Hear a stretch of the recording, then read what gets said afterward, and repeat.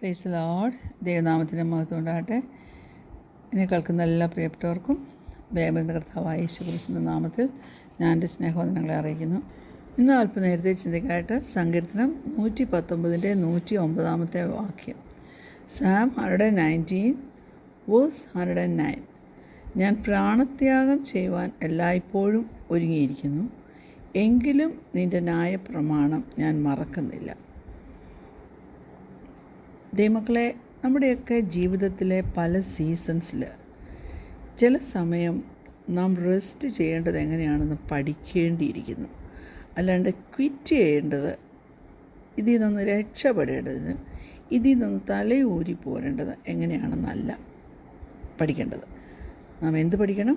നമുക്കെങ്ങനെയൊന്ന് rest ചെയ്യാൻ പറ്റും.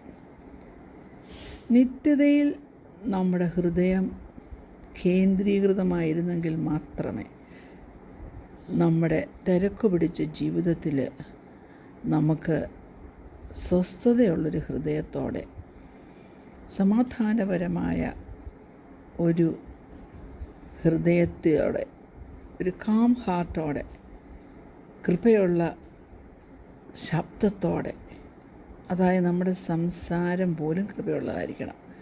അങ്ങനെ സംസാരിച്ച് നമുക്ക് നാവിഗേറ്റ് ചെയ്യാൻ പറ്റത്തുള്ളൂ, നമുക്ക് യാത്ര ചെയ്യാനായിട്ട് പറ്റത്തുള്ളൂ. Praise God.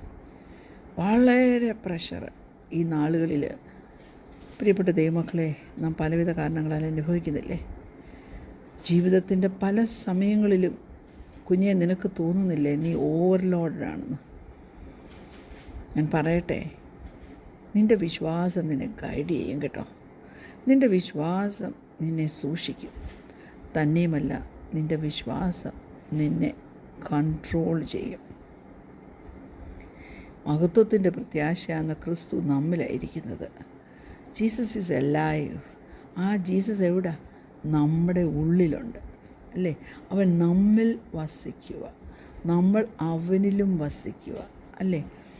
അപ്പോൾ ഓർത്തുകൊള്ളണം, ചിന്തിച്ചു കൊള്ളണം, നമ്മൾ ഇമാജിൻ ചെയ്യുന്നതിലും വലിയ ശക്തി നമ്മളിലുണ്ട്. തന്നെയുമല്ല, നമ്മൾ വിചാരിക്കുന്നതിലും അധികം ചെയ്യുവാൻ സ്വർഗത്തിലെ ദൈവം നമുക്ക് പ്രാപ്തിയും തരും.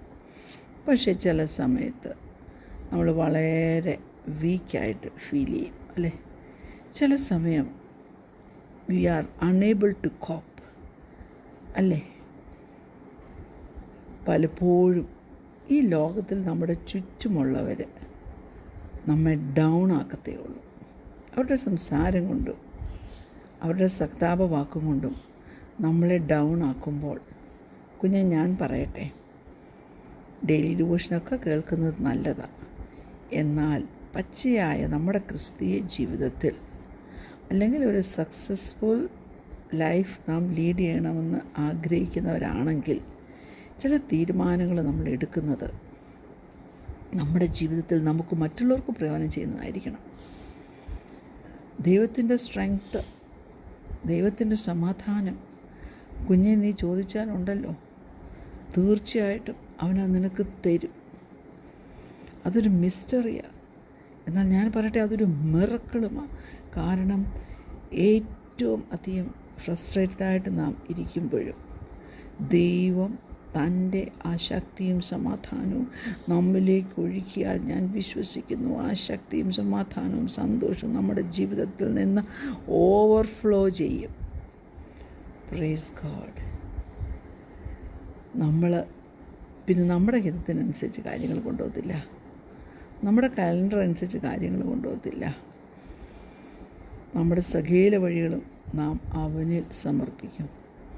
നമുക്ക് തന്നെ മനസ്സിലാകും, അവനെ കൂടാതെ നമുക്കൊരു ജീവിതമില്ല, നമുക്ക് സർവൈവ് ചെയ്യാൻ പറ്റത്തില്ലെന്ന്. ഇന്നിപ്പോൾ ഞാൻ സംസാരിച്ചുകൊണ്ടിരിക്കുമ്പോൾ കേൾക്കുന്ന നിങ്ങളിൽ ആരെങ്കിലും may be at that point today. അങ്ങനെയാണെങ്കിൽ ദൈവപൈതലേ, ഞാൻ പറയട്ടെ, you are at the place of A miracle. ദൈവം നിങ്ങളെ സ്നേഹിക്കുന്നു. എത്ര വീക്കാണെങ്കിലും, എത്ര ക്ഷീണിച്ച വ്യക്തിയാണെങ്കിലും, ദൈവത്തിൻ്റെ ആ സൂപ്പർ നാച്ചുറൽ സ്ട്രെങ്ത്ത്, ആ സന്തോഷം നിനക്ക് തരും. അത് തരുമ്പോൾ മനസ്സിലാക്കണം, അത് തരുന്ന ദൈവം ദ ബെസ്റ്റാണ് നമുക്ക് തരുന്നത്. അപ്പോൾ ബിസിനസ്സിൻ്റെയും സ്ട്രെസ്സിൻ്റെയും ഒക്കെ സീസൺസ് വരുമ്പോൾ മനസ്സിലാക്കണം, നമ്മുടെ ദൈവത്തിന് നമ്മെക്കുറിച്ച് നല്ല ബെറ്റർ പ്ലാൻസ് ഉണ്ട്.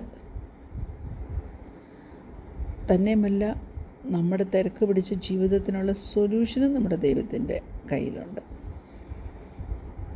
അപ്പോൾ ഈ സ്ട്രെസ്സിനുള്ള ഒരു ആൻറ്റിഡോട്ടാണ് റെസ്റ്റ്. നിനക്ക് പോലും കൺട്രോൾ ചെയ്യാൻ മേലാതെ നിൻ്റെ ജീവിതം കുഴഞ്ഞു മറിഞ്ഞ് ചുറ്റിത്തിരിയുവാണെങ്കിൽ, ദൈവ പൈതലേ, ആങ്സൈറ്റിയുടെ വലിയ ചുഴലിക്കാറ്റടിച്ചാലും അതിൻ്റെ മധ്യത്തിൽ നിനക്ക് റെസ്റ്റ് ചെയ്യുവാൻ സ്വർഗത്തിലെ ദൈവം സ്ഥലമൊരുക്കും. ചിലപ്പോൾ ഈ ജീവിതത്തിലെ സ്ട്രെസ്സ് നമ്മെ അങ്ങ് കൺസ്യൂം ചെയ്ത് തീർക്കാൻ തുടങ്ങിയെന്ന് വെച്ചു. അങ്ങനെയാണെങ്കിൽ പോലും ഈ സമാധാനത്തിൻ്റെ ആ സ്ഥലത്ത് നമ്മെ എത്തിക്കുവാൻ ദൈവത്തിന് കഴിയും. അതുകൊണ്ട് കുഞ്ഞെ, നീ വളരെ പീസ്ഫുള്ളായിട്ട് ഇരിക്കുക. ഈ ലോകം നിൻ്റെ ചുറ്റും യുദ്ധക്കെടുതിക്കകത്തായി പോകട്ടെ.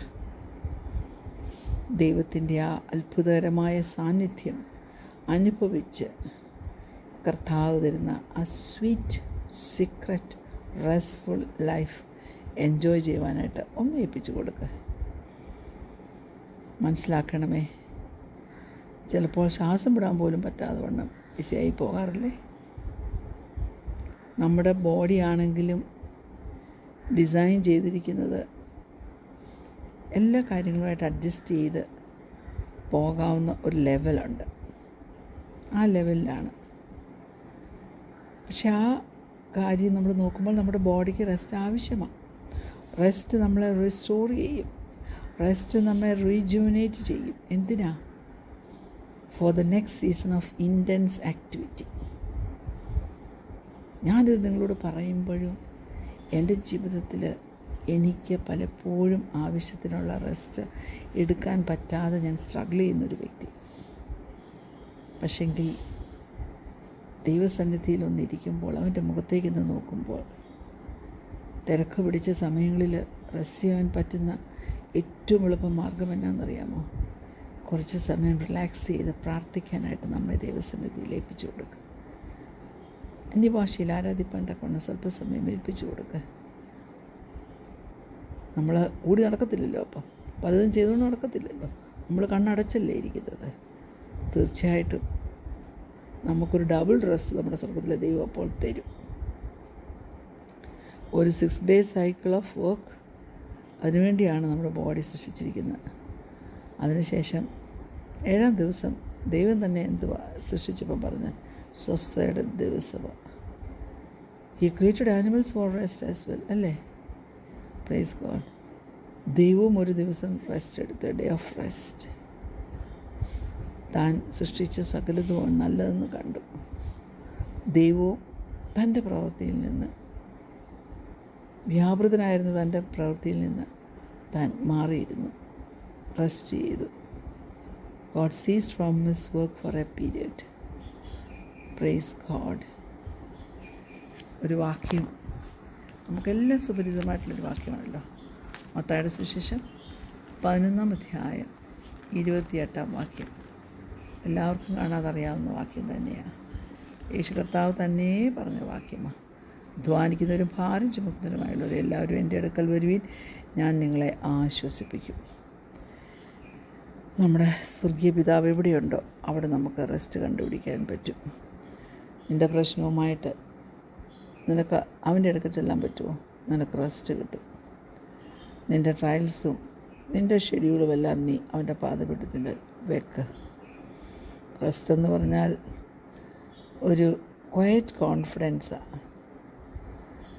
കാരണം കർത്താവ് നമ്മളോട് വരാനാണ് പറഞ്ഞത്. എൻ്റെ അടുക്കൽ വരുവീൻ. അപ്പോൾ അവൻ കം എന്ന് നമ്മളോട് പറയുമ്പോൾ നമുക്കതിനോട് റെസ്പോണ്ട് ചെയ്യാനായിട്ട് കഴിയണം. അങ്ങനെ ദൈവത്തിൻ്റെ അടുക്കൽ വന്നെങ്കിൽ മാത്രമേ നമുക്കൊരു സ്ട്രെസ് ഫ്രീ ലൈഫ് കിട്ടത്തുള്ളൂ. പൂർണ്ണ സമാധാനം നമുക്ക് കിട്ടത്തുള്ളൂ. ഇതൊക്കെ നമ്മുടെ ജീവിതത്തിൽ പ്രാക്ടിക്കൽ ആപ്ലിക്കേഷൻസിലേക്ക് നാം കൊണ്ടുവരുമ്പോൾ സ്വസ്ഥതയുള്ളൊരു ജീവൻ നയിപ്പാൻ സ്വർഗ്ഗത്തിലെ ദൈവം നമ്മെ സഹായിക്കും. കണ്ണുറടയ്ക്കാൻ പ്രാർത്ഥിക്കാം. ഞങ്ങളെ സ്നേഹിക്കുന്ന ഞങ്ങളുടെ നല്ല ദൈവമേ, സ്വർഗീയ പിതാവേ, നിൻ്റെ അടുക്കിലേക്ക് വരുവാൻ, ലോകത്തിലാരും തരാത്ത സമാധാനവും സ്വസ്ഥതയും റെസ്റ്റും അനുഭവിപ്പാൻ, അധ്വാനത്തിൽ നിന്നൊക്കെ, തിരക്കിൽ നിന്നൊക്കെ, സ്ട്രെസ്സിൽ നിന്നൊക്കെ, ക്ഷീണത്തിൽ നിന്നൊക്കെ ഒരു വിമുക്തി പ്രാപിപ്പാൻ നിൻ്റെ മക്കളാണ് ഞങ്ങളെ സഹായിക്കണമേ എന്ന് പ്രാർത്ഥിക്കുന്നു. യേശുവിൻ്റെ നാമത്തിൽ തന്നെ ആമേൻ. Praise Lord. God bless you all.